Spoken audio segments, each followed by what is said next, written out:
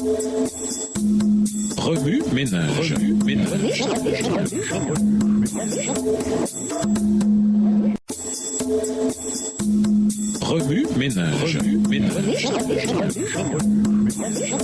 Bienvenue dans votre émission Remue ménage. Nous voilà à la leçon 3, l'un des deux dons. Lisons Ésaïe 56 et versets 3 à 8. Ésaïe 56, les versets 3 à 8. Que l'étranger qui s'attache à l'Éternel ne dise pas « L'Éternel me séparera de son peuple » et que l'eunuque ne dise pas « Voici, je suis un arbre sec ». Car ainsi parle l'Éternel aux eunuques qui garderont mes sabbats, qui choisiront ce qui m'est agréable et qui persévéreront dans mon alliance. Je donnerai dans ma maison et dans mes murs une place et un nom préférable à des fils et à des filles. Je leur donnerai un nom éternel qui ne périra pas. Et les étrangers qui s'attacheront à l'Éternel pour le servir, pour aimer le nom de l'Éternel, pour être ses serviteurs, tous ceux qui garderont le sabbat pour ne point le profaner et qui persévéreront dans mon alliance, je les amènerai sur ma montagne sainte et je les réjouirai dans ma maison de prière. Leurs holocaustes et leurs sacrifices seront agréés sur mon autel, car ma maison sera appelée une maison de prière pour tous les peuples. Le Seigneur l'Éternel parle, lui qui rassemble les exilés d'Israël. Je réunirai d'autres peuples à lui, aux siens déjà rassemblés. Introduire le mythe de l'incomplétude. Dans chaque église, on trouve différentes catégories de zèle. Un membre est passionné de l'évangélisation, un autre un expert des politiques et des règlements de l'église, un autre est le genou de la prophétie, un autre encore le champion de toutes les recettes des repas en commun de l'église. Il y a la bonne du ministère des enfants, ainsi que l'équipe spéciale de l'école biblique de vacances. Toutes les deux se donnant à fond pour les petits. Dans un coin, on peut trouver ceux qui mémorisent la Bible, dans l'autre, ceux qui mémorisent tous les chants. Les vérificateurs théologiques sont assis sur le banc arrière avec leurs lunettes à double foyer. Il y a les théoriciens de la conspiration avec leur enthousiasme unique. Ainsi, l'Église, depuis les techniciens de l'audiovisuel jusqu'aux guerriers de la prière, accueille tous les types,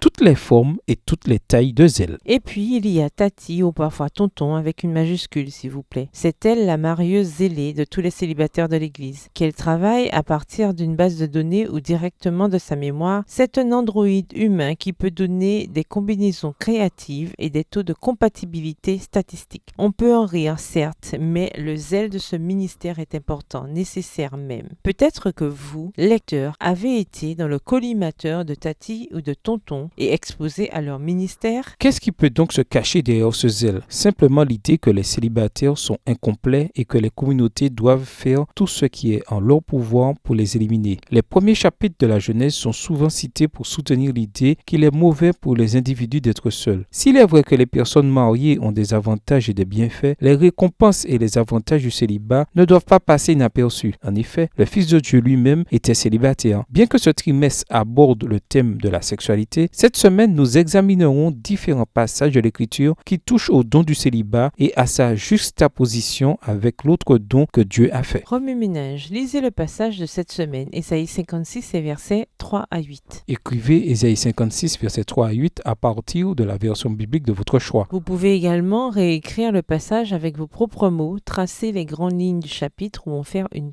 carte heuristique. Au revoir. Et à demain si Dieu veut. Remue ménage. Remue ménage.